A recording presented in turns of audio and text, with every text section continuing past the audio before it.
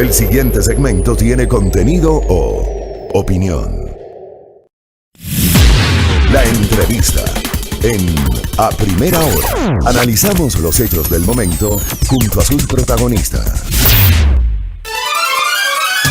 8 de la mañana con 6 minutos, recta final ya de aquí de nuestro programa A Primera Hora. Es momento de hablar sobre la remoción de Fausto Murillo del Consejo de la Judicatura. Recordemos que con 4 votos afirmativos, el Consejo de Participación Ciudadana y Control Social removió de sus funciones al vocal del Consejo de la Judicatura, acogiendo un pedido precisamente del Ministerio de Trabajo de que el funcionario constaba con impedimento legal para ejercer. Esto ocurrió en sesión plenaria del 23 de abril. Para hablar sobre este tema estamos ya con Douglas Torres Peraut, él es ex integrante de la Comisión de Designación de Vocales del Consejo de la Judicatura. ¿Cómo está? Bienvenido, buenos días. Buenos días, señorita comunicadora, y muchas gracias por esta invitación. Y más que todo a todos los radioescuchas de prácticamente FM Majestad y en este programa A Primera Hora, a sus órdenes. Muchas gracias por su tiempo también. Bueno, iniciemos preguntándole, Fausto Murillo removido de su cargo, ¿esta acción fue legal, es legítima? Es importante lo que usted acota, pero previamente a ese efecto que se debe analizar en sus instancias o niveles respectivos, es importante ver la causa, para que quede claro cuál fue la causa para ese efecto en lo que fue solicitado en su debida oportunidad por el Ministerio de Trabajo, que es el órgano rector del talento humano en el Ecuador. Y más que todo, sí, lo requirió, lo exhortó ante una función del Estado y también a uno de sus órganos, como es el Consejo de Participación Ciudadana y Control Social. Entonces, es importante que se sepa esto. ¿Cuál es el objeto focal de la destitución? Supuestamente, mejor dicho, evidentemente, el impedimento legal por ocupar cargo de periodo fijo y no de libre nombramiento y remoción. Eso es la focalización, el por qué. Ahora, es importante indicar que nosotros como ex miembros de la Comisión Técnica de Selección y Designación para los miembros del Consejo de la Judicatura, en el periodo 2018-2019 actuamos y tenemos que hacer 2 cosas fundamentales: un informe de selección y un informe de impugnación. El informe de selección es verificar todos los requisitos, por ejemplo, el artículo 5 del mandato de selección, que hablaba de los requisitos, el artículo 6 del mandato, que habla de la experiencia profesional, el artículo 7, que es sobre los méritos y distinciones, y el 8 sobre las inhabilidades. Muy bien, este último es el de que habla del impedimento. ¿Qué es lo que pasó en este momento? Que nosotros, los comisionados técnicos, verificamos, y una de las disposiciones del mandato es que para la constatación de las inhabilidades, es decir, 18 numerales que tenía ese artículo, esas inhabilidades, 18, que nosotros tenemos que verificar, y uno de ellos era el impedimento. A nosotros, al verificar, él cumplió con la declaración juramentada para constatar el cumplimiento de ese artículo, pero nosotros estábamos en la obligación de verificar, por la independencia nuestra, la imparcialidad y la probidad en ese tema de concursos. Y nos encontramos con ese impedimento. Y nosotros en el informe, en la página 15 de 18 páginas del informe, ¿sí?, del 21 de noviembre, si mal no recuerdo, ¿no?, integramos dentro del contenido esa observación de carácter técnico.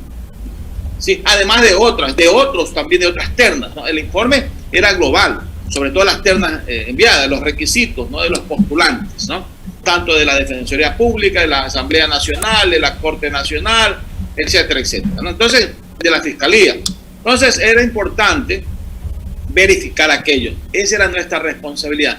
Al terminar en esa etapa de evaluación de requisitos, terminamos con un informe. Ese informe trasladamos a la Secretaría General, y en esa época el secretario general era el abogado Seraquibe, y él a su vez tenía que trasladar para el discernimiento, ¿sí?, del Consejo o del Pleno del Consejo de Participación Ciudadana. Ese era el trámite. Entonces, yo considero que esto tenía que quedar claro. Nosotros no aprobamos eso, nosotros informamos. ¿Y a través de quién hablamos nosotros? A través de nuestros informes. y bien es cierto, la calidad de auditor nos vuelve un poquito medios especiales en estos, siendo parte de estas comisiones técnicas, y también el veedor también era auditor. Entonces nosotros veíamos y sabíamos cómo valorar, cómo evaluar ese tipo, y dando cumplimiento exactamente a lo que decía el mandato de selección con respecto a nuestras competencias, con respecto a nuestras atribuciones. Entonces, en esa etapa es lo que entregamos el informe, en resumen, de selección, y ahí consta en la observación técnica el impedimento. Pero ¿cuál es ese impedimento? El impedimento es por la razón que expusieron en su debida oportunidad, ¿sí? El señor abogado Murillo formó parte del desarrollamiento de los funcionarios en el 2012-2013. Entonces ahí aparece, él cobró, la compensación fue $30,000, algo así, por los años de servicio. Pero estaba en la obligación la entidad que compensaba en reportar al Ministerio de Trabajo. Entonces, a partir del 2013 consta ese impedimento. Sí, que eso tiene que ser conocido por el público, por los radioescuchas y por las autoridades que en su debida oportunidad tienen que tomar una decisión sobre esto. Ahora, si es que ya constaba este impedimento a partir de 2013, de todas maneras estamos hablando de que se tardaron 2 años y 13 meses en tomar la decisión de remover a Fausto Murillo del cargo. ¿Por qué esta demora? Bueno, eso ya tendríamos que preguntarle a los interesados, ¿no? Es decir, alguien tiene que estar ahí, el por qué, el consejo que es, primero al secretario, ¿entregó o no entregó el informe? Sí, o hizo una ayuda a memoria, o hizo un reporte ejecutivo ante el pleno, qué sé yo. Entonces, eso tiene que aclararse. Yo sí estoy de acuerdo que todos nosotros tenemos el derecho de aplicar los mejores recursos que tengamos a la mano para evidenciar, para utilizar, es decir, todos los recursos para defender un derecho. Entonces, yo sí estoy de acuerdo y que se aclare esto. Y con lo que nuestra posición como ex miembro de la Comisión Técnica, nosotros hemos hablado a través de los informes y ratifico yo lo que hemos puesto en el informe. No hablo en función de los otros, aunque aquí está el informe con la suscripción y sumilla página por página de los que intervenimos en esa comisión técnica. Este es el informe, ¿sí? En la cual están las aclaraciones, ampliaciones y las firmas de toda la comisión técnica, ¿sí? Ahora, precisamente usted nos explica que ustedes cumplieron con estos pasos, pero entonces está faltando, ¿qué es lo que está faltando? Tal vez mayor control estatal, cómo evitar que personas inhabilitadas ocupen cargos públicos, porque son 2 años, 3 meses más o menos que el funcionario continuaba pues recibiendo incluso un sueldo por parte del Estado con este impedimento. Es importante lo que acaba de decir usted. En este momento las entidades, primero, el órgano rector, que es el Ministerio de Trabajo, él tiene la base de datos. Toda información de liquidación o compensación por renuncia voluntaria tiene que reportar la institución, el Ministerio de Trabajo, la base de datos. Alguien tiene que hacer el control previo y continuo de esa base de datos, por un lado. Segundo, la Contraloría General del Estado también tiene su competencia de la validar, pero ahora como está tenemos que hablar de que hay que ayudar a la Contraloría General del Estado con respecto a su nueva estructura, etcétera, etcétera. Eso ya le corresponde a las instancias respectivas. Y con respecto al recurso público, por supuesto, ¿no? Porque ellos tienen que ver, si yo estoy inhabilitado, yo voy a ejercer un cargo, ¿sí? Entro de ese cargo por haber circunstancias, y yo me están pagando, estoy recibiendo un ingreso, una remuneración, pero un objeto medio, no sé, ilegal, ilícito, no sé cómo llamarlo, ya depende de los abogados que lo puedan determinar, ¿sí? Yo tengo que en su debida oportunidad, es decir, la Contraloría tiene que ver cuánto he recibido y si lo he recibido bien. Ahora, yo también he devengado mi tiempo, etcétera, etcétera. Ya esas son las instancias pertinentes. Y una de las etapas es ir a la Contraloría General del Estado. Ahora, también hay que ver si sobre los documentos, nosotros hemos validado los documentos, hemos visto, hemos verificado, y hay otras cosas más ahí que yo sí quisiera que algún momento determinado se verifique bien, se lea bien, o se dé la lectura correcta al informe de la Comisión Técnica de Selección. Ahora, hablando precisamente sobre este punto de la inhabilitación, si a un funcionario le compran su renuncia por alrededor de, en este caso, $30,000, ¿es legítimo querer volver a ocupar un puesto en el Estado con un salario nuevamente, pese a que ya te compraron la renuncia? ¿Cómo se lee también este tema? Bueno, eso ya es una política nacional, por una política de Estado con respecto al talento humano. Yo considero que ya nosotros hemos recibido una compensación, pero eso no quiere decir que nos hemos jubilado, ¿sí? Pero sí tenemos otra oportunidad que nos da la misma ley. Podemos entrar a un cargo de libre nombramiento y remoción, pero no fijo, no podemos uno fijo. En este punto sería el tema, ¿no? Porque lo que está y lo que ha dicho el exfuncionario es: mi nombramiento es legítimo y legal, lo he venido ejerciendo desde el 29 de enero de 2019. Las reglas e impedimentos de la función judicial son para las carreras judiciales, de fiscales o defensoriales. Él está tomando este punto para decir que no estaba inhabilitado y que podía continuar en su cargo. Yo considero que debería hacer unas consultas. Él es abogado, entonces él tiene que conocer. Y ahí usted sabe, 3 abogados debe haber 3 criterios, qué sé yo, o 3 coincidentes, o sea, diferentes criterios. Pero yo considero que él tiene que seguir el órgano regular para exigir si está bien o está mal lo que hizo el Consejo de Participación Ciudadana y Control Social con respecto a la remoción o cesación del cargo. Entonces se está tomando como de la letra chiquita, consideraría usted, porque está diciendo que tiene que hacer sus respectivas consultas para determinar esto también el funcionario que está defendiendo pues su posición. Yo pienso que dejemos que siga el tema, y lo más importante es lo que ustedes han hecho. Poner de una manera transparente, llamar a las personas, en este caso del comité técnico. También le ha dado oportunidad de la prensa al doctor Murillo, y yo considero que las instancias pertinentes legales son las que tienen que pronunciarse sobre ello, tanto en la decisión que tomó el Consejo de Participación Ciudadana, elegido por el pueblo recién, que lo lidera o lo preside la señorita Almeida, ¿sí? Y también puede ir a utilizar otros recursos, ¿no? Es decir, sobre esas decisiones. Precisamente en este punto él ha dicho que acudirá a instancias internacionales por este tema, insiste en que no es legal. ¿Esta tesis de la destitución puede sostenerse en los planos internacionales? Todo puede hacerse a niveles internacionales, así es. Sí se puede, tanto en lo financiero, en los recursos humanos, todos tenemos instancias internacionales. Hay organismos supranacionales que sí se encargan para ello. Los que conocemos derecho internacional, comercio y finanzas internacionales, sabemos que todo es también discutible buscar esos niveles internacionales.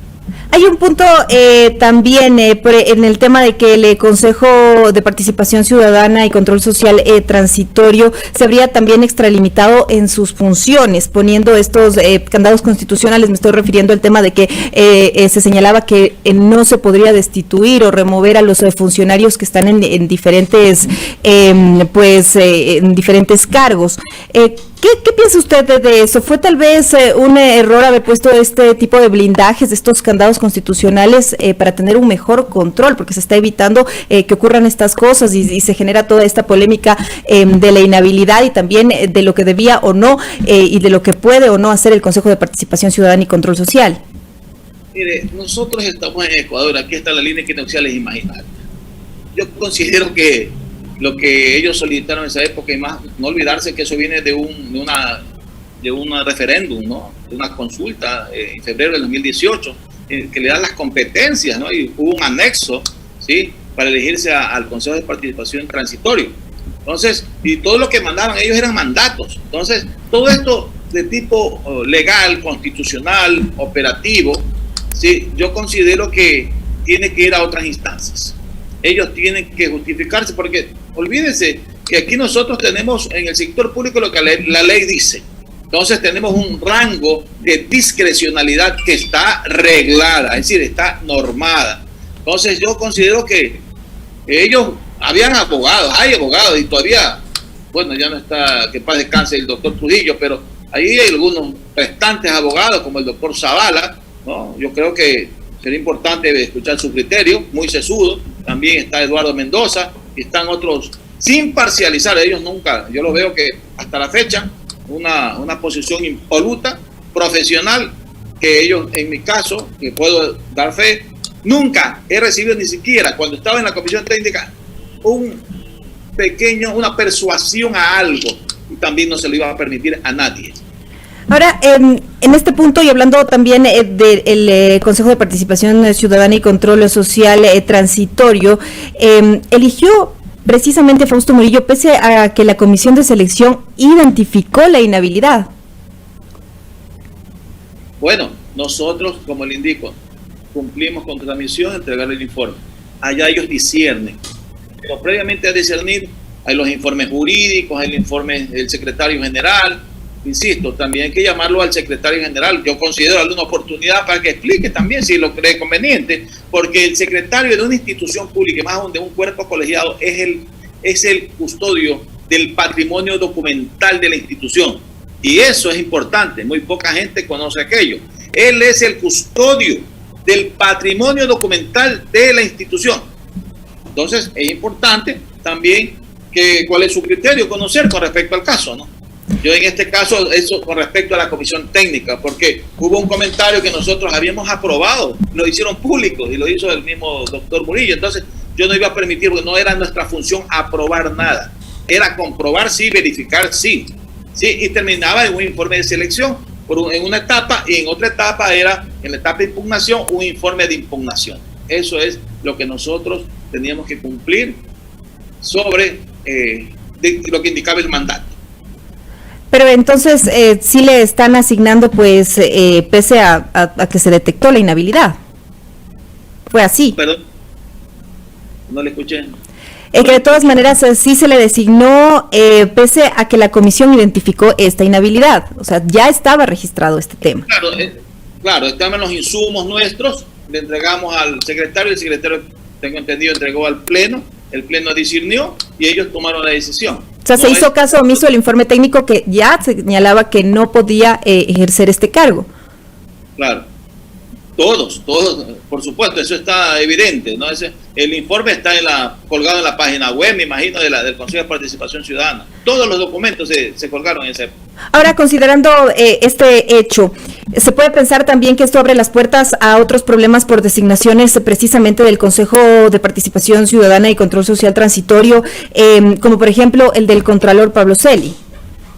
Bueno, eso es otro punto, ¿no?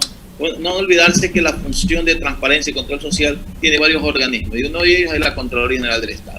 Ellos tienen la competencia, ¿no?, de elegir a los funcionarios en su debida oportunidad y de acuerdo a la Constitución y la ley. En este caso tenemos el asunto de algo inusual, de lo que es la subrogación por la actual Contralora, ¿sí? Y yo considero que eso tiene que ellos iniciar su proceso, ejercitar toda la potestad constitucional y legal que le da la Constitución y la ley. Entonces ellos tienen que hacerlo, ¿sí? Ver la forma como hacerlo, pero tiene que haber una instancia de coordinación con el presidente electo, ¿no? Porque todas estas funciones tienen que utilizar el principio de coordinación interinstitucional y también intrafuncional. Hablando precisamente de este impedimento que no le permitía regresar al sector público, por precisamente el tema de la compra de la renuncia por alrededor de $30,000, ¿esto significaba entonces que no puede volver a ejercer ningún cargo? ¿Cómo es específicamente este punto? Puede entrar cualquier persona que en esa época reciba la compensación, ¿sí?, por renuncia voluntaria, puede reingresar, pero como dice la ley, órganos del sector público, a nombramientos de libre remoción. Sí. Muchas gracias por esta entrevista y por este diálogo. Muchas gracias a ustedes. Salud. Muchas gracias. 8:25 a.m. Estábamos dialogando con Douglas Torres Feraud, el ex integrante de la Comisión de Designación de Vocales del Consejo de la Judicatura, hablando precisamente de que el Consejo de Participación Ciudadana y Control Social removió de sus funciones al vocal del Consejo de la Judicatura, a Fausto Murillo, acogiendo un pedido del Ministerio de Trabajo en el que se señalaba que el funcionario constataba con un impedimento legal para ejercer dicho cargo. Nos ha explicado pues que el tema específico es por la compra de la renuncia de este funcionario, que fue negociada en 2013 por alrededor de $30,000. 8:25 a.m. en la primera hora.